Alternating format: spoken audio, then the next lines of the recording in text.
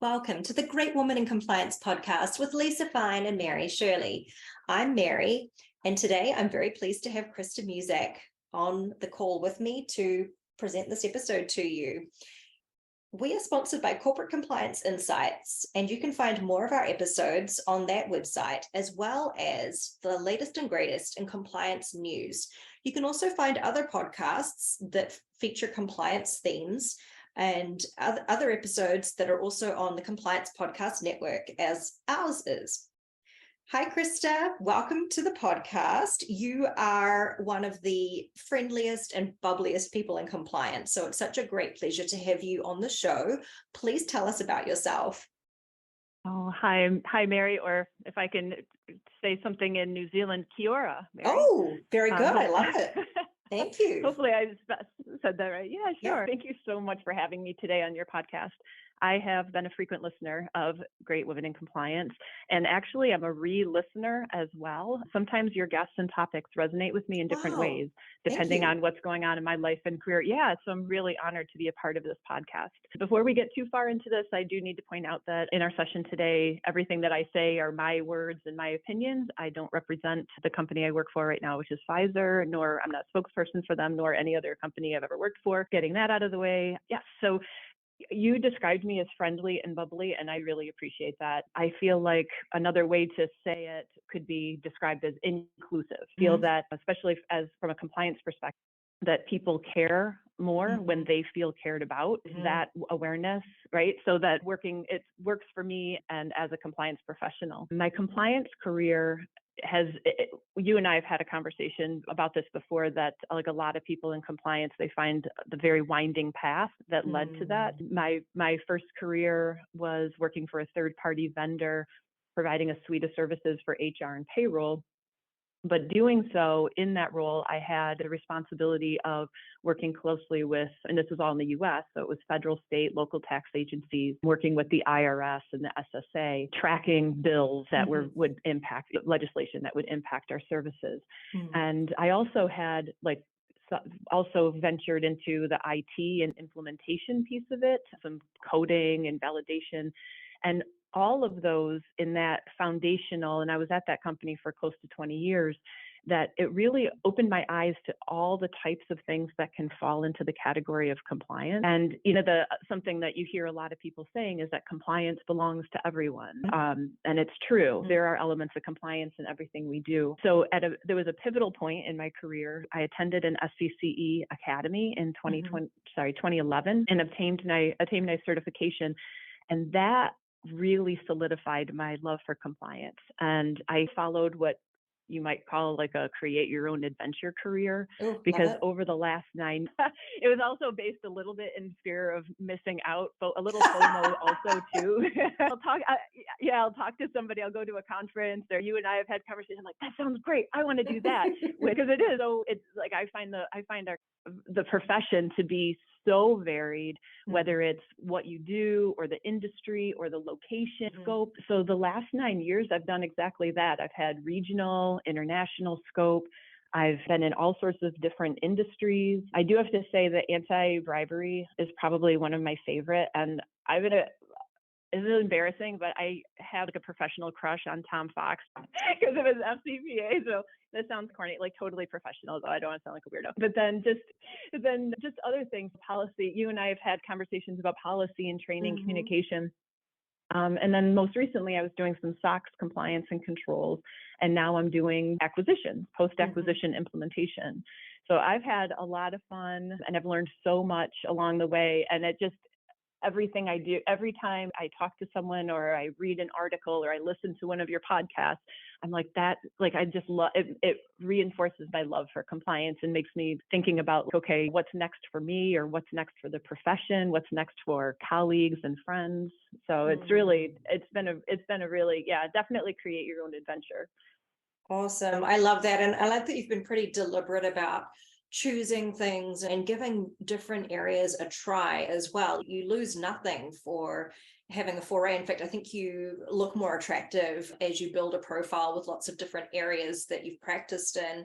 I will definitely be flagging this episode to Tom Fox. He does tend to listen to everything as it is as our producer, but I want to make sure that he Oh does gosh. not that Oh comment. gosh. I'm such a big fan of Tom's as well. Like he literally taught me half of what I know substantively. Yeah. Yeah, so he's going to love this. Yeah. Thanks for sending the elevator back down to our dear Tom. And you mentioned that you transitioned to a new role, and we will absolutely get to that in a moment. But first, I'd love to hear a little more about your last position, because it was a niche subject in many respects, and it focused on SOX compliance, which some of us may not have as much expertise in. So I'd love if you would share with us a bit about that experience and critical things one needs to be aware of when life is all about SOX compliance.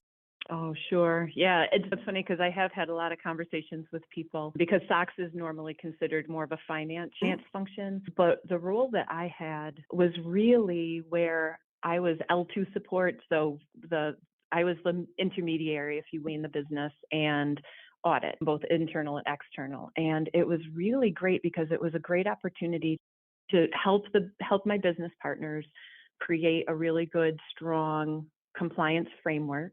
There were elements, there were trainings, annual trainings. There was working with them on their SOPs, working with them on the why behind the controls, and then working with the business so closely and forcing that compliance perspective for them, that anytime that there was an audit, I was able to walk the line between both, because I had a great relationship with my business partners, had a great relationship with the auditors, and was able to insert myself and help navigate anything that may have needed more explanation. Also to like the wonderful say, I know a lot of people, I feel bad that sometimes people's first reaction about auditors is, ooh, scary auditors. But the auditors that I worked with were really great. And the end game and everything we did was to make sure that the company was protected, the people, the processes, that things were happening the right way. It wasn't, nobody had that gotcha mentality. Definitely, it was partnership. Let us understand best practices. The auditors would come in and they'd say, this is what we've learned from when, them being in their audit space. They can come through, funnel it through me. I talk to the business. And ultimately it's just better processes, a more robust control framework. Just like taking the time to fortify that compliance mindset. And like I said, understanding the why behind everything. So I've been very lucky too, to work with a great group of stakeholders, very receptive, very forward thinking. A lot of times a lot of companies are trying, how do we do it faster, better?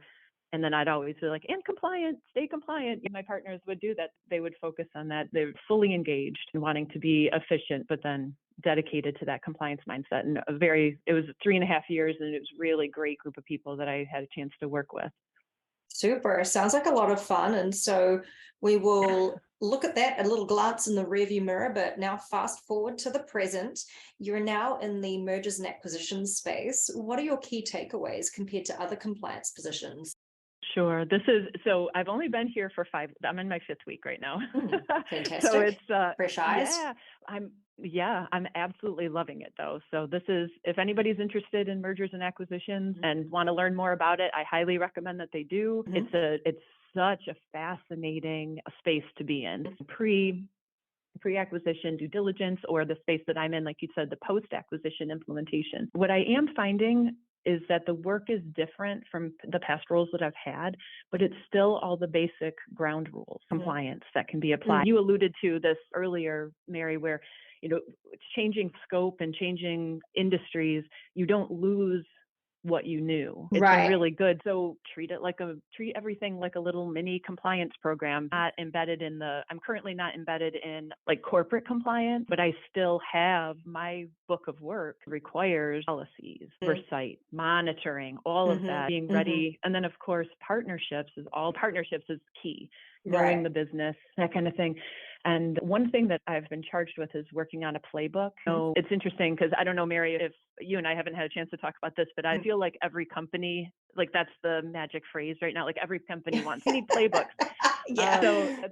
So it's a lot of fun because the playbook has all of that is the playbook is your compliance program Right. on the scale of whatever activity you're doing. I'm working on that. I'm trying all sorts of different things. Right now I have a 57 tab Excel spreadsheet that I'm just like, oh, and then I need to add this and I need to add that. Wow. Yeah, that might be a slight exaggeration. It might only be like 40 tabs, but it's growing only in these. But it's really exciting, and it's seeing it come together, having my hand in it, and then I have a great team, wonderful stakeholders, very supportive, foundation, very supportive. So it's been really great. It's been a really great couple of weeks so far, and I'm looking forward to it. Super. When you mention playbook, I think you're absolutely right. It's a kind of thing that is highly valued. Everybody wants one in the various little spaces. And so if you are a young go-getter, or not necessarily young, if you just are a go-getter and you want to do something that adds value and brings you positive attention, if there is not already robust documentation that essentially creates a playbook, that is an excellent way to go about advancing yourself within your organization and getting the right kind of attention shone on you as a proactive value add team player. For sure. And it's just, especially too, with everything happening in businesses, basically at the speed of light, that playbook is it's not quick to create the playbook. Don't get me wrong. It's one of those, but it's one of those things that like, you can say, here's the thing, explains everything. So if you're trying to, because your playbook, you want to have, what are the metrics you measure? How do you communicate? Where the everything, the soup to nuts. And so so if you design it in a way that keeps everybody on track, achieves the strategies, and you can tease out metrics that speaks to whatever bottom line you're looking at. And it's a valuable tool. And I'm a big fan, like, work smart, not hard. So if I can create one giant thing that does everything for me, then I would much rather do that than have 57 different, you got to go here for this and there for that. So design comes in how you design it, but you got to start somewhere. So I started with opening Excel. Wow, you can tell that you're not a lawyer, because that gives me the shivers. I would absolutely not be starting in Excel. I'd be avoiding it like the plague. So absolutely. You know what? This actually gives me an idea. You know what would be a really cool article would be you publishing something, writing about your experience creating a playbook and giving tips to other organizations on how they might go about creating one. Can I steal that idea? Yeah, because I'm not going to talk about making things in Excel. Okay, full transparency, I do go on to online help on how to do things in Excel. Oh my God, you're so kind to reassure me on that. That's so sweet. Yeah, I've often called Nick Gallo and been like, it's moved out of the cell. How do I make my cell open again? Like, phoning a friend, Google to help you with Excel. That's right. That is the way forward. Oh my gosh.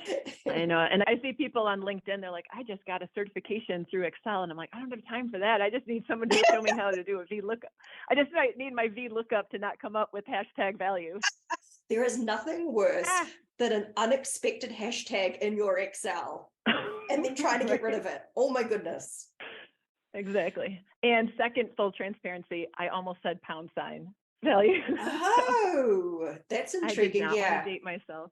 Yeah. We never used that term in New Zealand at all, but I know what you're referring to. Yeah. Hashtag $sign. Krista, you're someone who's been successful at moving among industries in your career. What's the secret to being able to do that and not being typecast in one space? Yeah, excellent question. We've already been touching on this, dancing around it a little bit. I would say openness and humility. So the openness, so if you're going to move, you've already made the decision to make that move through the among industries. So just being open to take that challenge, learning, recognizing that you're going to have to learn something new or the new industry, but you need to be confident, right? You need to be like, I'm taking this new challenge on, but I know I can do it. So you have to be confident, believe in yourself. But the other piece of it is that confidence needs to have a sprinkling of humility, or maybe some more than a sprinkling, depends on who's listening right now. There's obviously you were picked for the job, so don't have imposter syndrome. Mm. You know it, you've got the chops for it, your CV supported it, you interviewed, many times you interviewed, you can do this job. But you have to remember you're at it's a new industry, and it's new acronyms, new people, new culture, and not coming in like a steamroller and saying, this is how I was successful, so that's how we're going to do it. It's okay. I appreciate that you have a history of success doing XYZ. So why don't you see how that fits in instead of overtakes or overrides? Yeah, just having to navigate newness. Yeah. And you have to reframe things too. Like I've found, because the other thing, Mary, when the switching from, like for me, among industries, while I'm at one company doing one particular compliance role, technology is changing, rules are changing. There's been like 57 DOJ memos that have come out from like in the last handful of years. There's new refinements. So part of it too is that you have to stay on top, keep your knowledge fresh, keep what you've learned along the way, and then figure out how it's all of that is going to fit into the new role. That's a great rundown for people. And I think you're a fantastic example that it can be done. I think anecdotally, what I've noticed is that it tended to be easier for people to move between industries. When I lived in Asia Pacific, I could see that happening more. And here people tend in the US, that is, sorry, dear listener, if you're not familiar with where I'm sitting, tends to be that people stay in the same industries, not always, but a lot of the time. And so I think you're a great source of inspiration as a US national who tends to do that. Although I do have to question your nationality at this point, because you use the word CV, which makes me think you may have been from a Commonwealth country in a previous life. Maybe in a previous life. Not this one though. I'm trying to use inclusive language. So instead of saying resume, I want to throw CV out there. Yeah. I love it. Yeah, I now intuitively just say resume, which astounds me how you can acclimatize to a place and not even realize that you're using language for some time. That's funny. I had to take a year of Latin in high school, but please don't make me have to say CV in Latin. Oh, curriculum vitae. No worries there. Can't make an Excel spreadsheet, but I can pronounce CV in full. Thank you, folks. Oh my goodness, that's funny. So you're very thoughtful about making compliance accessible and fun. And I think part of that's effortless because you are accessible and fun yourself as a person. But I'd love to hear this is like a high bar. So of someone who's naturally into this kind of thing, you must have a lot of great experiences that you've already worked on. So what's the most memorable initiative that you've worked on that was well received by colleagues? Oh my gosh. Yeah. I will say one thing about that. There is definitely a fine line between making compliance fun and still not a mockery or defame the profession. Yeah. I learned that the hard way. So I don't want to, but sometimes you just have to be yourself. So first of all, be your authentic self, goofy, but I think people can see that's me. And then I can also still stress the importance of a particular message. And compliance doesn't have to be dry. It doesn't. You could make it as dry as you wanted to, but we've met fantastic people that have really elevated it to, I actually had someone at a prior company who said, you make your job look so fun. When is there an opening? And I'm like, oh my gosh. Yeah, that's the biggest compliment. I did it. Yeah. So that was fun. But I do have to say, so when you have the opportunity, when you have any leniency in how you can present the information, that's definitely gives you the opportunity to make it fun enough to stick to the script so much. But I will say that my personal favorite was an ethical hacking training that we did based on cyber attacks or penetration testing or hackathons, whatever. This training, we had a group of attendees. We provided a scenario and they had to poke holes in it and try to break the rules. Now, what I thought was really fun is you have people who are expecting to be told to do this. This is the way, this is step A, step B, step C. And instead, the approach was throw all that out the window. Where are the gaps? How can try to steal the money? Try to fraud. Try to do this. Yeah, and it was really fun. People were so uncomfortable having to do that, And it was hilarious. Like I'm like giddy right now remembering it because That's it so was cute. hilarious. Because can you imagine being in a room with either colleagues or your boss or whatever? You are trying to purposefully do the wrong thing, and you have to admit that you're doing the wrong thing. Some people were just like, I don't feel comfortable doing this. I'm like, just go with it. Because if you try to actually do it, we'll catch you. So just take it. So it was, and there was definitely some hesitancy, but everybody got into the spirit of the activity and came up with fantastically creative ways to circumvent the rules, which is helpful because then it gives you, as the compliance professional, you can look at it and say, okay, we have a gap. How do we fix it? And that's the whole point of a hackathon anyway. So it was take a look at the gaps in the weak point, not only focusing on what you have in place. Really, it was eye-opening. I thought like it was so fun. I'd love to do that again here if I can. If I get the opportunity to do it again, I would definitely go for it. Yeah, highly recommend it. And if anybody wants to really put some people on edge, I highly recommend it. It's so fun. I love this. You knew I was probably going to say that. I really love it. And I think it can go beyond. So one of the things that we often do is get our colleagues to pilot something, like have people submit comments on a policy or revision or something. So it would be really cool to offer a bounty, which is, let's be honest, probably not going to be cash. One of the things that I like to offer if I've just been on a trip home is like New Zealand candy and chocolate, because American chocolate tastes like plastic and ours is far superior. It's just nice to try like novel things, right? Having this bounty of treats and then ask people, okay, like, where are our controls lacking? Can you see a way in which someone could be naughty despite this policy and any other controls that we have in place? I just love this, Krista. It really does sound fun. I love the pushing people outside of their comfort zone as well, not from a masochistic standpoint, but from the angle of, wow, look at compliance being edgy and different and unexpected, and like really molding our reputation as being not just like stuffy, boring people, but people who are on the cutting edge, who are interested in doing things in a different way. I just love this idea, and I knew that you would be a good person to ask. That's super cool. Thank you so much for the idea. Absolutely. Yeah, it was so much fun watching people try to be bad. It was really hilarious.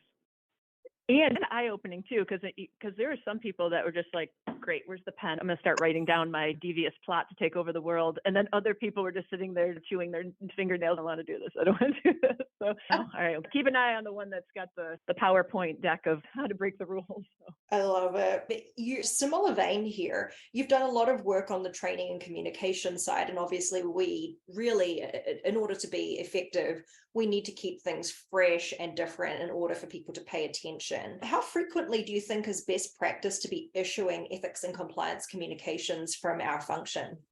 Yeah, how frequently? Part of the thing is I think there's definitely the formal communications, like at the end of the year, you want to send out your gift policy communication, standard stuff. But I feel like when you're not talking about the formal thing, I feel like all the time is the best time. Yeah. And I get that I'm sure a lot of people in this space here, you send too much emails, or this is the 17th training I had to do this year, or something like that. I understand I understand where they're coming from, is why and the formal, and this actually goes back to the conversation, earlier question about the hackathon thing, like the formal communication, formal policy rollout, formal trainings, there's not a lot of leeway in terms of edginess or fun. Even if you use a vendor that creates fantastic content, unless you have an unlimited budget, you're still you have to pick 5 or 6 things, and that's what you're going to do for the year. So what really I think comes in handy is just, without being over the top about it, but any chance you can get, being approachable, creating a safe space. So there's an element for training and communication. I think there's an element of pushing.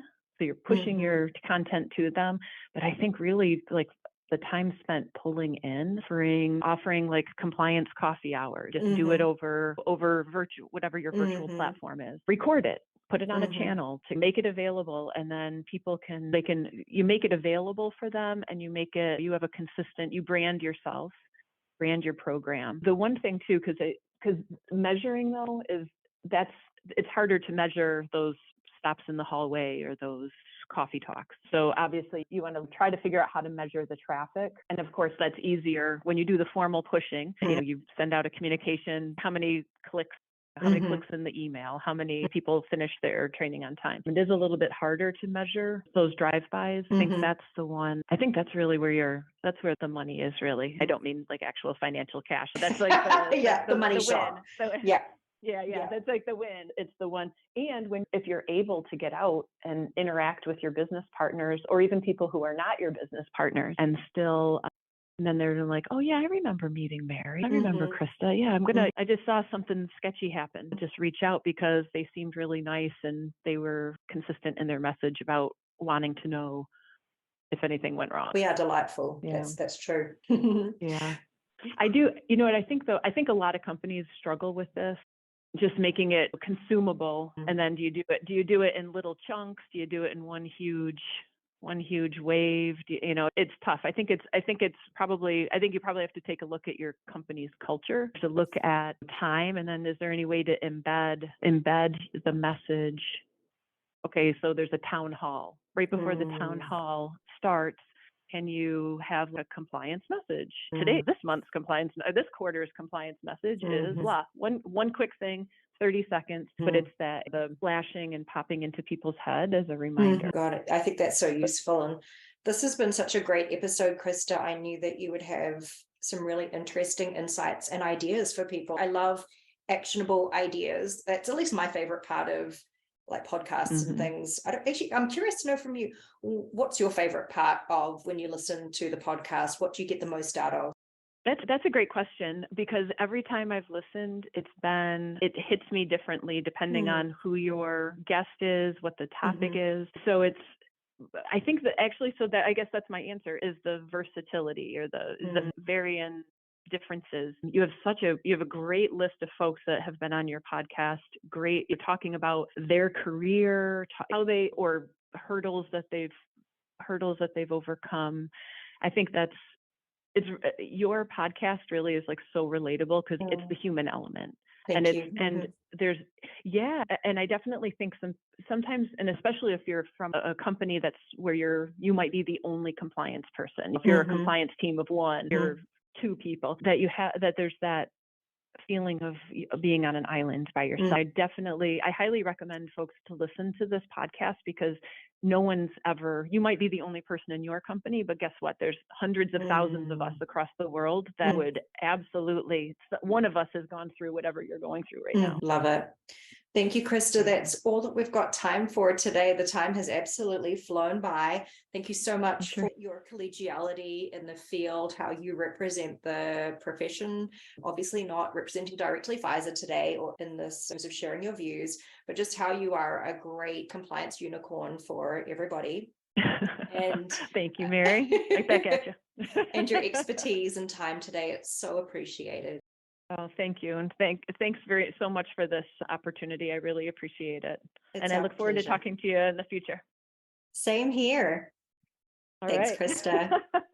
All right. Thanks, Mary. Take care. Bye-bye.